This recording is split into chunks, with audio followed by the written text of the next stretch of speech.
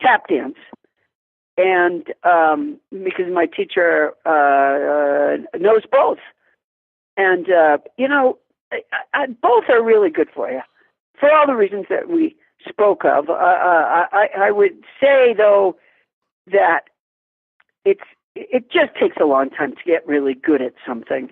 And so if you're expecting to, take lessons for a little while and then go out and impress anybody, that probably won't happen. Sadly, I think that was part of my expectation, was that I would somehow take to the floor and be so stunning that the crowd would encircle me and my partner and just back up and be sort of in awe. And that's not what happened. So I want to ask you one last thing about the book, and then is it okay if I ask you 3 or 4 more questions? Or are you in a hurry? Sure. Yeah. Okay, great. So in the book, so right now, I don't know if I assume you've heard, because you're so up on things with Wait, Don't Tell Me and your own show and all that. So have you heard of the movie The Quiet Place? Yes. Yeah. And I keep driving by a billboard for it. I haven't seen it, but I keep driving by a billboard for it that says something like, if they hear you, they will hurt you, or something like that. It says, and I say, and as I drive by it, I think to myself, well, gee, there can't be a lot of dialogue in that film. No, it's really not. It's like a silent horror movie almost. But what I was going to say is the end chapter of your book, you go looking for quiet. So I thought, oh, well, there's a hook. Jeez, yeah. How's that for a segue? I do. The last experiment in my book is with meditation. And, it's not something that I have, it's not something I was born into the world to do, that's for sure. Because I not only do I talk a lot, but part of the reason I talk a lot is that I happen to have obsessive compulsive disorder, and it's everyone has it. Actually, it's only diagnosed based on the degree to which it interrupts your life, but everyone does have it. It's very eclectic in the way it manifests itself, so we don't all share the exact same symptoms, but we all have obsessive compulsive disorder to some degree. For me, one of the things that happens for my OCD is that every thought that I have is connected to another thought. It's like when a magician, pulls out that long, scarf out of his sleeve or whatever, and there's one tied to the other, And sometimes for me, they're very, like someone else, when they listen to me, I think often thinks, even the audience, that I jump around. But in my mind, it's not jumping around. In my mind, they're all connected. And unfortunately, I also feel the need to say them out loud. And so meditating is really counterintuitive to everything about the way that I function. Having said that, I did try it, and I don't know if you could call it success. There were times where I came away and I did feel, although I didn't particularly enjoy the experience of meditating, I must say, there are times where I came away and I did feel more creative and more sort of motivated creatively. Sure. And then that sort of, that was sort of, a conduit to I felt like that affected my work. And given that I love my job, that did make me happy. That's great.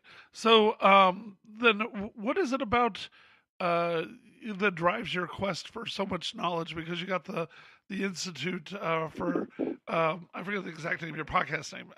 Sorry, so many words flying around. Live from the Poundstone Institute. Yeah. So what drives that? Actually now, we had a problem with the endowment. And so there are only 10 recorded podcasts of Live from the Poundstone Institute. And now my partner, my head of research from the Institute, Adam Felber, and I are making a new podcast that should be out very soon called Nobody Listens to Paula Poundstone.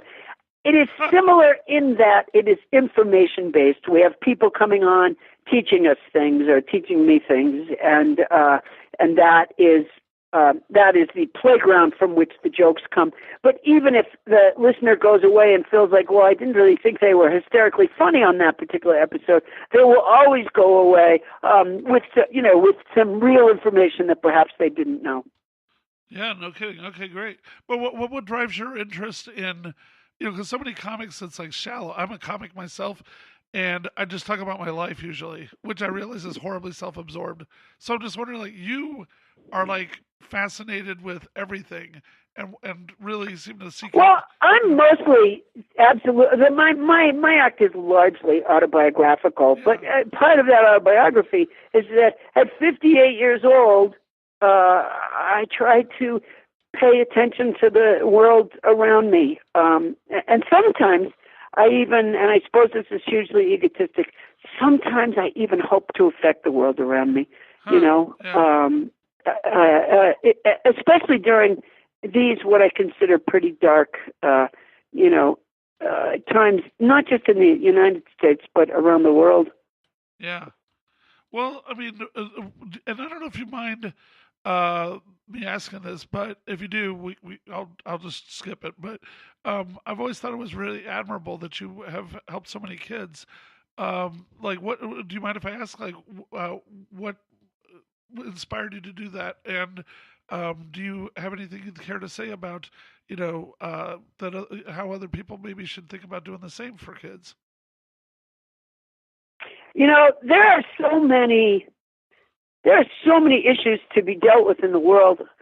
I feel like it's like we had this big party, and there's spilled beer and pizza crusts and paper plates and broken plastic cups and tipped over furniture all over the place.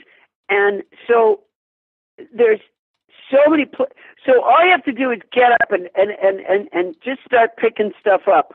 Doesn't matter. Like, it doesn't matter what the issue is. You know what I mean? Whether whether you're an activist or a volunteer for the environment, or whether it has to do with kids issues, or whether it has to do with feeding the homeless, or whether it has to do with running for office, or whatever. There's plenty to do.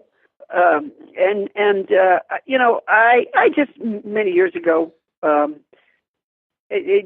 I was a young adult, I just decided that I wanted to make sure that I was always doing, maybe because I was acutely aware of really my very selfish nature. I just wanted to make sure that I was always doing something, anyways, to benefit the whole. Sometimes I do that effectively, sometimes less so. I'm not perfect, and I'm not an expert, but I even nowadays, and I try to share this with my kids. I try to, I hope that someday this rubs off. And how sometimes your kids do the opposite of what you say or what you want them to do, and so maybe I've just created misanthropes in them, but. I feel like it's important even just to greet people when you walk down the street, because there's such a feeling of isolation in the world. Depression is at epidemic levels, and electronics have stolen our souls, I think, to some degree. People, don't look one another in the eye enough. And make real contact with one another enough. And it's collectively affecting our mental well-being. Yeah, I agree. So, and do you mind if I ask, how did you get into comedy in the first place? Like, did you grow up really wanting to do this, or did you stumble into it somehow? I sure did. Yeah. It was both. I grew up really wanting to do it. The first sentence of the last paragraph of the summary letter written by my kindergarten teacher in May of 1965, which they wrote in lieu of a report card, said, "I have enjoyed many of Paula's humorous comments about our activities. I knew the word comedian before I knew any other three-syllable words. Lucille Ball and the Three Stooges were my babysitters in the morning because my mother would get the other kids off to school and then go back to bed, and I would just sort of haunt our house by myself. This is like before I was old enough for kindergarten, and the television was largely my babysitter.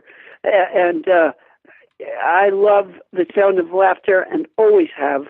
I love thinking of things that I think are funny and getting that reaction of laughter from people.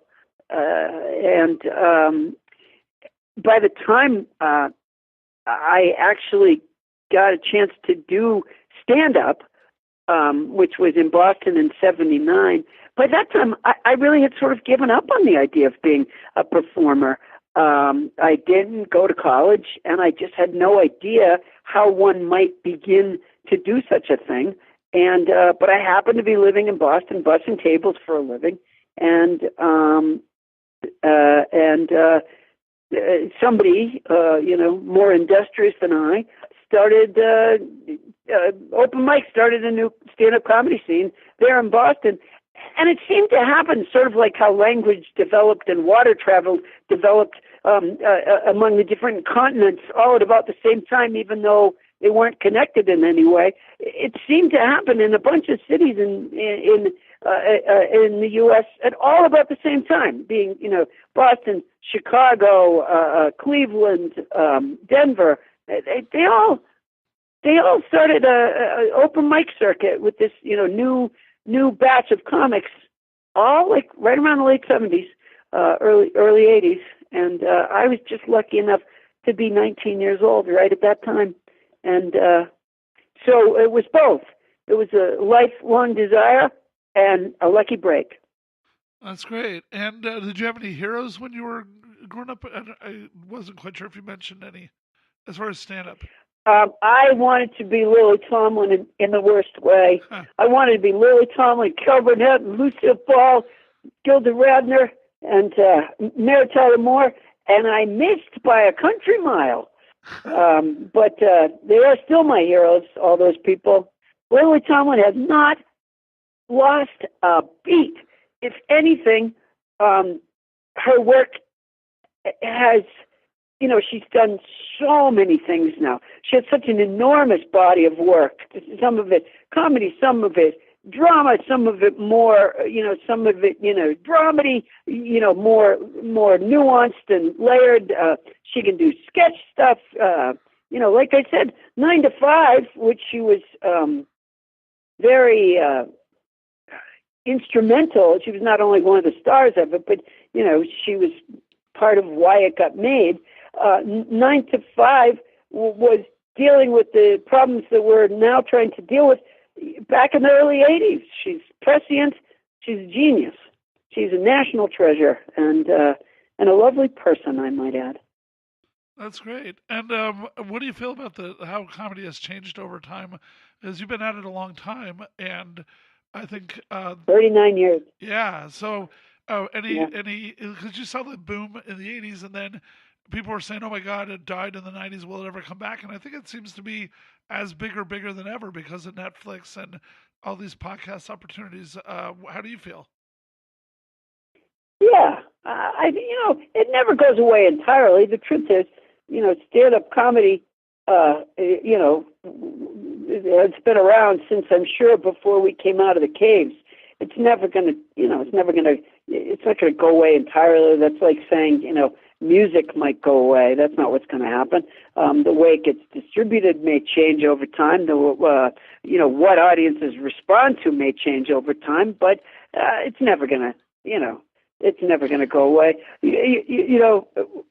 One of the things in the mid '80s, anyways, places like the Improv did what they, franchised it. So they had improvs around the country kind of thing, and they started building places that were specifically to be comedy clubs, because there was money in it. And so they would, design the club specifically for that, which is lovely. But prior to that, people would just go in and find a club that wasn't designed for anything in particular, and they'd, stick a microphone over in the corner, and now it's a comedy club. My favorite thing about those places is that when we were working them, in the late 70s or early 80s, those